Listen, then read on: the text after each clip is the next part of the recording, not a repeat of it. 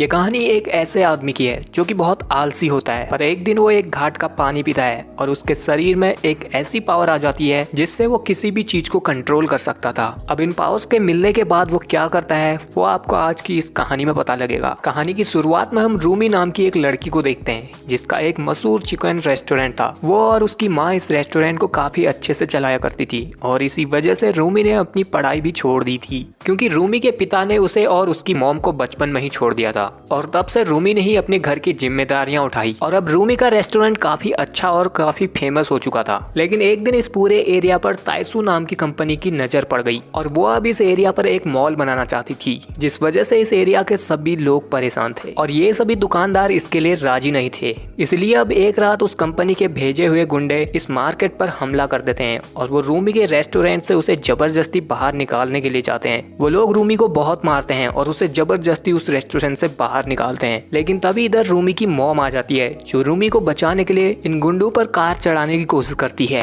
पर वो गुंडे रूमी के मॉम को भी कार से बाहर निकाल लेते हैं और उसे रोड पर पटक देते हैं, जिससे रूमी की मॉम का सर फट जाता है और उनकी वहीं पर मौत हो जाती है। और फिर हम देखते हैं कि उसी रात आसमान से एक मीटियोरॉइड जंगल की पहाड़ी पर गिरता है। उस मीटियोरॉइड से एक अजीब सा लिक्विड निकलता है जो कि उस पहाड़ी के पानी में मिल जाता है। अब अगली सुबह उस पहाड़ी का पानी एक आदमी पी लेता है जिसका नाम सियोक था और वो ही रूमी का पिता था। इस पानी को पीने के बाद उसके पेट में दर्द होता है, लेकिन इसे वो इग्नोर कर देता है, जिसके बाद वो अपनी जॉब पर जाता है जहां वो एक बैंक में सिक्योरिटी गार्ड का काम किया करता था। सियोक बहुत ही आलसी किस्म का आदमी था। वो यहाँ बैंक से भी छोटी छोटी चीजें चुराया करता था और ऐसा करने के लिए वो अपनी दूसरी फीमेल गार्ड को भी कहता है, पर वो फीमेल गार्ड तो एक बार में ही बहुत ज्यादा सामान चुरा लेती है, जिस वजह से वो पकड़ी जाती है। लेकिन सियोक उसे देखकर भी अनदेखा करके चला जाता है। अब शाम को वो एक जगह पर शराब पी रहा था तो अचानक से उसका पेट फिर से दर्द करने लग जाता है, जिसे कि सियोक बर्दाश्त नहीं कर पा रहा था, जिस वजह से उसके आसपास की सभी चीजें हवा में ऊपर उड़ने लग जाती हैं और एक ही झटके में उधर की सारी कुर्सियां गिर जाती हैं, जिसे देखकर वहां का दुकानदार सियोक को भगा देता है। दरअसल अब सियोक के अंदर एक सुपर पावर आ चुकी थी जिसके बारे में सियोक को पता नहीं था। ये सुपर पावर उसे उस पानी में मिले हुए मीटेरॉइड की वजह से मिली थी, जिसे कि सियोक ने पहाड़ी से पिया था। अब सियोक रात में अपने घर पर पहुंचता है जहाँ वो नशे में सिगरेट पीने की सोचता है,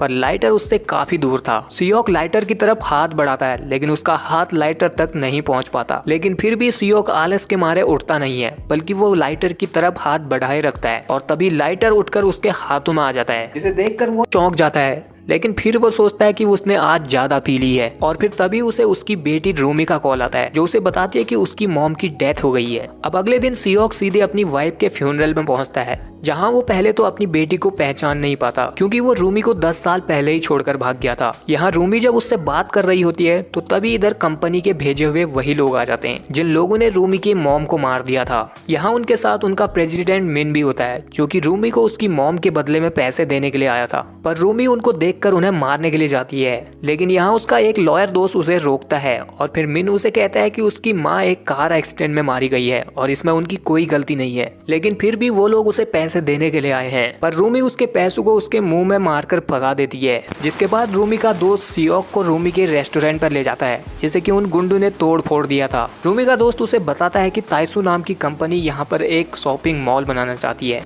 इसलिए वो इस एरिया वालों को जबरदस्ती से हटाना चाहती है। अब इस सब से सियोक बहुत दुखी था, क्योंकि हाल ही में उसकी पत्नी भी मर गई थी और उसकी बेटी की ऐसी हालत हो चुकी थी। वो गुस्से में अपने हाथ को जोर से घुमाता है और तभी पास में कूड़े का ढेर आगे की तरफ बढ़ जाता है, जिसे देखकर सियोक को अपनी लाइटर वाली बात याद आती है। तो वो सीधे अपने घर पहुंचकर अपनी पाउच को चेक करने के लिए लाइटर को फिर से दूर रखता है और अपने हाथ को उसकी तरफ बढ़ाता है। तो इस बार भी उसके हाथों में बार बार लाइटर आ जा रहा था, जिससे अब यहाँ सियोक को यकीन हो जाता है कि उसके अंदर एक सुपर पावर आ चुकी है। इसके बाद वो अपने घर की सारी चीजों को हवा में कर देता है और ये देखकर वो सोचता है कि मैं मैजिशियन क्यों नहीं बन जाता, क्योंकि मैजिशियन लोग बहुत ज्यादा पैसा कमाते हैं। अब अगले दिन सियोक अपनी बेटी के साथ बाजार पर जाता है जहाँ पर सभी दुकानदार लोग डर कर छुपे हुए थे। रूमी का दोस्त उन्हें समझाता कि पुलिस उनका साथ जरूर देगी, पर वो लोग कहते हैं कि अगर वो लोग ऐसे ही चुपचाप हाथ में हाथ धरे बैठे हुए कुछ नहीं करेंगे तो वो कंपनी पुलिस को भी खरीद लेगी। लेकिन फिर भी रूमी का लॉयर दोस्त किन उन्हें समझाता कि उन्हें कानून को अपने हाथ में नहीं लेना चाहिए। लेकिन यहाँ रूमी के डैड सियोक उन लोगों से कहता है कि वो लोग इस कंपनी से जीत नहीं सकते हैं और उन्हें लड़कर कोई फायदा नहीं है, इसलिए उन्हें ये जगह छोड़कर कहीं और नौकरियां ढूंढनी चाहिए। जिसे सुनकर वो लोग बहुत गुस्सा हो जाते हैं और रूमी तो अपने डैड को यहाँ से भगा देती है। इसके बाद शाम को सियोक एक सर्कस में जाता है जहाँ वो अपनी पावर्स दिखाकर उस सर्कस में एक नौकरी पा लेता है, जिसके अगले दिन वो अपनी बेटी से मिलने के लिए जाता है और उसे बताता है कि उसे एक सर्कस में मैजिशियन की जॉब मिल गई है और उसकी सैलरी $1 मिलियन है। इसलिए वो अब अपनी बेटी से कहता है कि तुम्हें अब यहाँ रहने की कोई जरूरत नहीं है, तुम मेरे साथ चलो और अपना कॉलेज पूरा करो। वो यहाँ रूमी को अपनी पावर्स भी दिखाता है,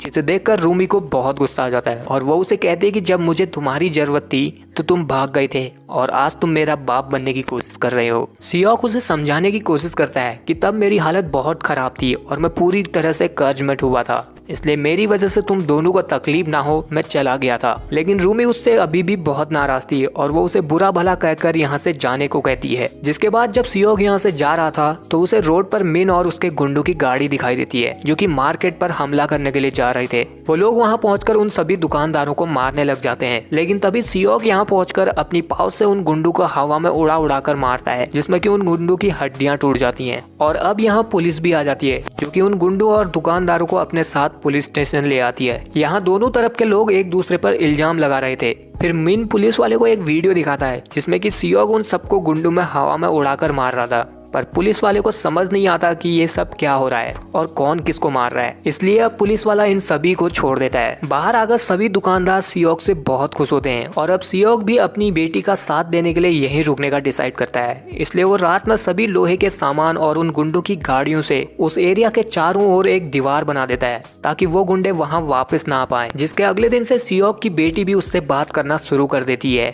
और वहाँ दूसरी तरफ टाइसन कंपनी की डायरेक्टर मिन को अपने ऑफिस में बुलाती है और उसे अपने आदमियों से पिटवाती है क्योंकि उसने अभी तक उस जमीन को खाली नहीं किया था। मिन उसे कहता है कि वो उस जगह को खाली नहीं करा सकता क्योंकि वहाँ एक आदमी है जिसके पास कुछ सुपर पावर्स हैं और वो उन्हें उस जगह पर घुसने ही नहीं देता। लेकिन डायरेक्टर उसे कहते हैं कि वो उस आदमी को देख लेगी। और फिर अगले दिन वो सियोक के एक वीडियो को वायरल करवा देती है जिसमें कि सियोक अपनी पावर्स का इस्तेमाल करते हुए लोगों को मार रहा होता है, जिस वजह से सभी न्यूज मीडिया वाले सियोक के पीछे पड़ जाते हैं और वो उसे नॉर्थ कोरिया का भेजा हुआ एक जासूस बताते हैं। अगले दिन डायरेक्टर सियोक पर चोरी का इल्जाम लगाकर उसे गिरफ्तार करवा देती है और फिर जेल में उससे मिलने के लिए जाती है और उसे बताते हैं कि अगर तुम अपनी बेटी को खुद बचाना चाहते हो तो तुम मेरे रास्ते से हट जाओ। अब यहाँ डायरेक्टर ने अपने साथ पुलिस वालों को भी मिला लिया होता है, जिस वजह से पुलिस वाले और गुंडे उस एरिया में खाली कराने के लिए चले जाते हैं। रूमी का लॉयर दोस्त रूमी को कॉल करके उन सभी को वहाँ से भागने के लिए कहता है, पर वो लोग यहाँ से नहीं भागते, वो लोग उनका मुकाबला करने में लग जाते हैं। अब यहाँ पर सभी न्यूज मीडिया भी पहुंच चुकी थी तो वहाँ पुलिस स्टेशन में सियोक को भी ये न्यूज पता चल जाती है, जिसे सुनकर उसे अपनी बेटी की फिक्र होने लगती है।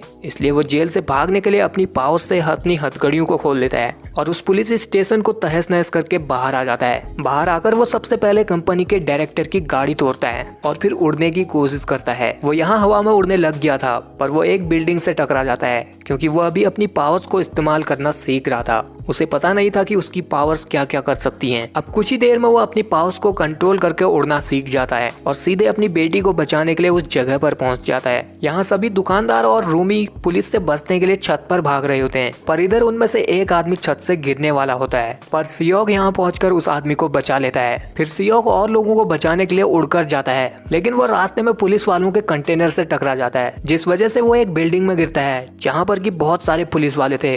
वो लोग सियोक को मारने लग जाते हैं, पर सियोक अपनी पावर से उन सभी को एक ही झटके में फेंक देता है। जिसके बाद वो अपनी बेटी के पास जाने लगता है, लेकिन वहाँ अब उसकी बेटी को पुलिस वालों ने पकड़कर उसी कंटेनर में डाल दिया था और सभी दुकानदारों को वो लोग बहुत बुरी तरह से मार रहे थे। तभी इधर सियोक पहुंच जाता है और वो इन सभी पुलिस वालों को एक ही झटके में उड़ा देता है। वो पुलिस वाले उसके सामने बस एक मच्छर की तरह थे जो कि भिन भिना तो सकते थे लेकिन सियोक का कुछ उखाड़ नहीं सकते थे। लेकिन अब सियोक की बेटी उस कंटेनर से गिरने वाली होती है और फिर भी वो एक पुलिस वाले को बचाने की कोशिश कर रही थी। ये देखकर सियोक उस पूरे कंटेनर को अपनी पूरी ताकत से उस छत पर ले आता है, लेकिन तभी उस कंटेनर से रूमी नीचे गिर जाती है, पर जमीन पर टकराने से पहले ही सियोक उसे पकड़ लेता है और उसे बचा लेता है। और फिर अब सब कुछ शांत होने के बाद सियोक अपनी बेटी से अपनी गलतियों के लिए फिर से माफी मांगता है और खुद को गिरफ्तार करवा लेता है। सियोक को 4 साल की सजा होती है और जब वो 4 साल बाद जेल से छूटता है तो उसे लेने के लिए यहाँ रूमी का लॉयर दोस्त आया हुआ था, जिसने कि अब रूमी के साथ शादी कर ली थी। इसके बाद वो सियोक को उसी जगह पर ले जाता है जहाँ पर कि 4 साल पहले वो लड़ाई हुई थी